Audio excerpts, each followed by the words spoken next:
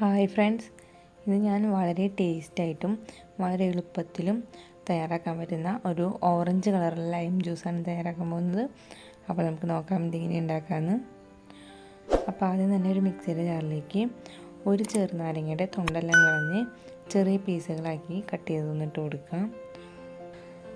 ഇനി ഇതിലേക്ക് ഇതേപോലത്തെ ഒരു ചെറിയ പീസ് ഇഞ്ചി ഇട്ട് കൊടുക്കാം. അപ്പോൾ ലൈം ജ്യൂസിന് നല്ലൊരു മണവും ടേസ്റ്റും കിട്ടാൻ വേണ്ടിയിട്ടാണ് ഇഞ്ചി ഇട്ട് കൊടുക്കുന്നത്. പിന്നെ ഇതിലേക്ക് നമുക്ക് പഞ്ചസാര ഇട്ട് കൊടുക്കാം.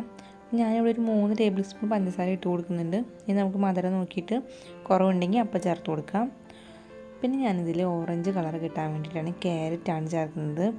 അപ്പോൾ ഒരു 1/4 കപ്പ് ക്യാരറ്റ് ചെറിയ പീസുകളാക്കിയിട്ട് എടുത്തിട്ടുള്ള ക്യാരറ്റ് 1/4 കപ്പ് ഇട്ട് കൊടുക്കുകയാണ്. പെട്ടെന്ന് അരിഞ്ഞ് കിട്ടാൻ വേണ്ടിയിട്ടാണ് ചെറിയ പീസാക്കുന്നത്.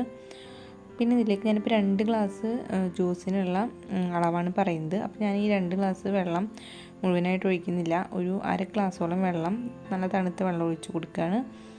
അപ്പോഴാണ് ഇത് നന്നായി അരിഞ്ഞ് കിട്ടുള്ളൂ. അതിന് ശേഷം നമുക്കിത് നന്നായി ഒന്ന് അടിച്ചെടുക്കാം.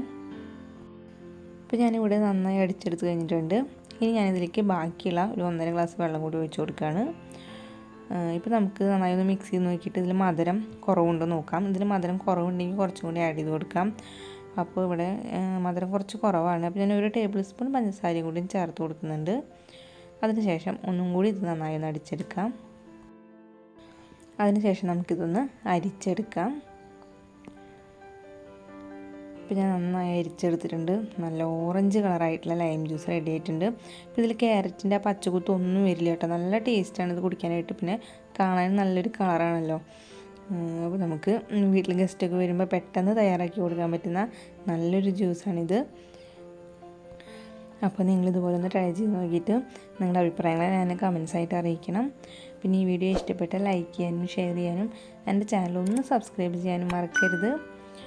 അപ്പം ഇനി വേറൊരു വീഡിയോ ആയിട്ട് കാണാം. അതുവരേക്കും എല്ലാവർക്കും ബൈ.